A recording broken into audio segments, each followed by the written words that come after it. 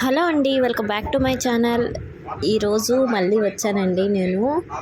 Actually అంతకుముందు last week ఏమో చింతాకు తెంపుకుని వెళ్తే మా అమ్మ ఏమో చింతాకు కాదురా తల్లి చింత చిగురు తేవాలి అని అన్నది.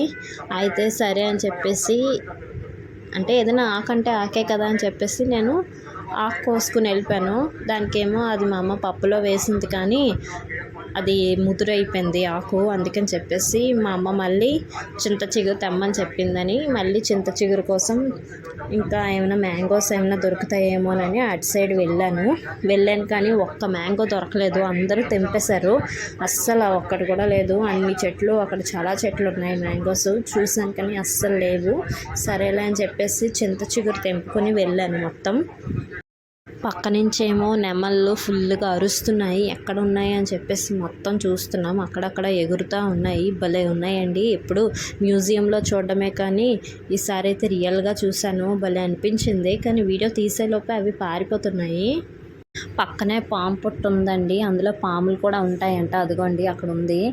ఆ పక్కనే పాములు కూడా ఉంటాయి, వస్తాయి అని అన్నారు. జాగ్రత్త అమ్మ, జాగ్రత్తగా వెళ్ళు అని చెప్పారు.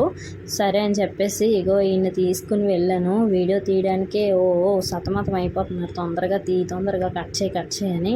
హెల్ప్ చేయొచ్చు కదా కొంచెం వైఫ్కి అని చెప్పేసి నేను అంటున్నాను. సరే అని చెప్పేసి నేనే కట్ చేసుకుంటున్నాను. ఏదో నా బాధ పడలేక కొంచెం వచ్చి అలా ఏవో కొన్ని తెంపారు. సరే అని చెప్పేసి ఇంకా అలాగా ఫాస్ట్గా తెంపుతున్నాను. చాలాసేపటి నుంచి ఎదురు చూస్తున్నాను. ఒక్క నెమలైనా నా కెమెరాకి కనపడుతుందా అని చెప్పేసి ఎగురుతున్నాయి కానీ తప్పని దాగుండిపోతున్నాయి మనుషులు ఉన్నాయని చెప్పేసి. ఇక్కడ జాగ్రత్తగా నడవాలండి. నేల నుయ్యలు కూడా ఉన్నాయి. Just miss.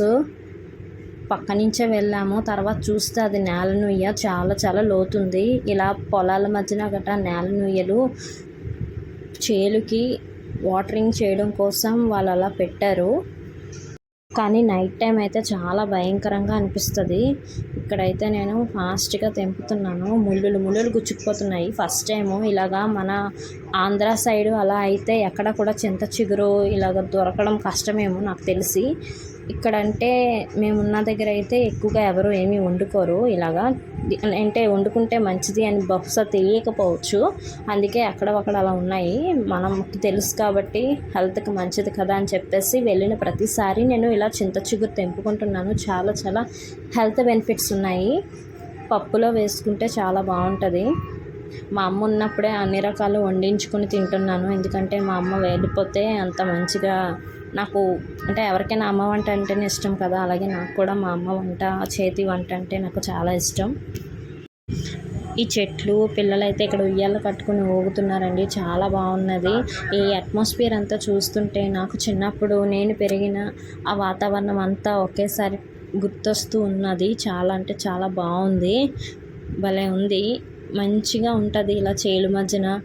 ఇలా ఒక్కసారైనా ఈ గ్రీనరీ అంతా చూస్తే చాలా ప్రశాంతంగా ఉంటుంది.